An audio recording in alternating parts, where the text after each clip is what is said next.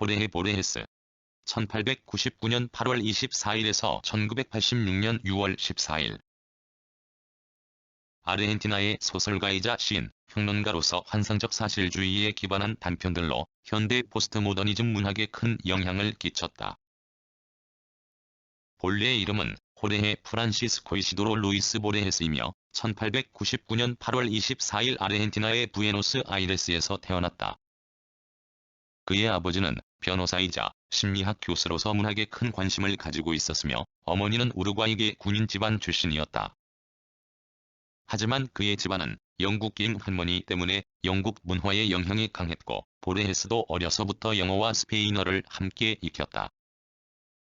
그는 정규 교육을 받는 대신에 가정교사에게 배웠으며 셰익스피어, 세르반테스 등의 문학 작품을 폭넓게 접하며 자랐다. 그리고 10살 때인 1909년에 오스카 와일드를 스페인어로 옮겨 신문에 발표하여 일찍부터 문학적 재능을 드러냈다. 보레헤스의 가족은 1914년 아버지의 눈치료를 위해 스위스의 제네바로 이주하였다. 보레헤스는 이곳에서 학교를 다니며 프랑스어와 독일어를 익혔다. 그리고 1918년 제네바 대학에 입학 자격을 취득했지만 진학하지는 않았다. 제1차 세계대전 이후인 1919년 보레헤스는 스페인으로 이주하여 바르셀로나, 마조르카, 세빌야, 마드리드 등에서 거주하였다. 이 시기에 그는 아방가르드 문예운동인 울트라이즘에 참여하고 시를 써서 등의 잡지에 발표하는 등 본격적으로 문학 활동을 시작하였다. 잡지를 중심으로 길레르모 트토레 등의 주도로 전개된 울트라이즘은 이탈리아와 독일, 프랑스 등지에서 전개된 미래주의, 다다이즘, 초현실주의와 마찬가지로 전통적인 모더니즘을 비판하며 이성의 지배를 받지 않는 인간의 감성과 감각, 상상의 세계를 중시하였다. 1921년 보레헤스는 가족과 함께 아르헨티나의 부에노스아이레스로 돌아왔고 잡지 등을 통해 아르헨티나 문단의 울트라이즘을 소개하였다. 그리고 아르헨티나의 향토적 특성과 감성, 어휘 등을 강조한 시를 발표하며 울트라이즘과 향토주의의 결합을 추구하였다. 1923년 첫 시집인을 발간했으며 이후 등의 시집과 등의 산문집을 잇따라 펴냈다. 이 시기 그의 작품들은 아르헨티나의 지역적 민족적 특성을 강조한 향토주의의 경향이 강하게 나타난다. 1931년 보레헤스는 카사레스 등과 함께 빅토리아 오캄포가 만든 문예제에 참여하였다. 는 아르헨티나 민족주의의 배타성을 비판하며 서구적인 것과 토속적인 것의 조화를 지향하였다. 보레헤스도 울트라이즘과 향토주의의 결합을 통해 향토주의의 지역성 극복과 세계주의의 획득을 주장하였다.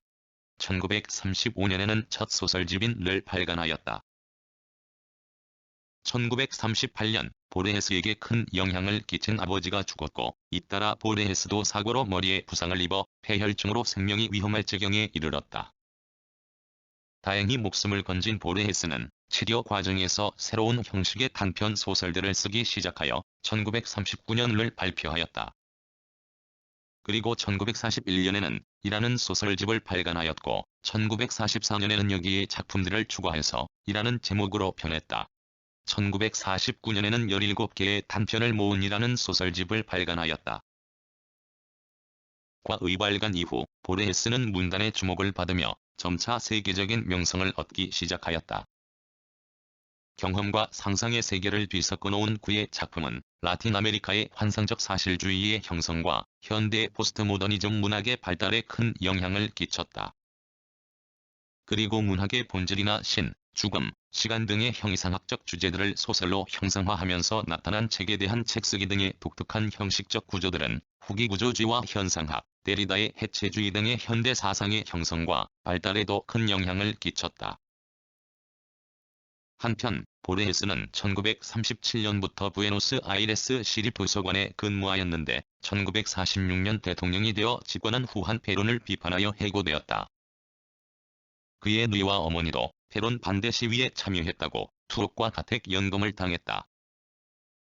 그는 이 시기에 아르헨티나 작가협회 의장 등을 역임하였다. 1955년 군사 쿠데타가 일어나 페론 정권이 무너지자 보레헤스는 아르헨티나 국립도서관 관장으로 취임하고 부에노스아이레스 대학에서 영문학을 가르쳤다. 그러나 보르헤스는 30대부터 그의 아버지와 마찬가지로 약시로 고통을 받아왔는데 이 시기에는 이미 시력을 거의 잃었다. 그는 이 상황을 80만 권의 책과 어둠을 동시에 가져다 준 신의 절묘한 아이러니라고 표현했다. 하지만 그는 어머니의 도움으로 계속해서 책을 읽고 글을 쓸 수 있었다. 1961년 보르헤스는 사무엘 베켓과 공동으로 세계의 출판인들이 수여하는 포멘터상을 받았다.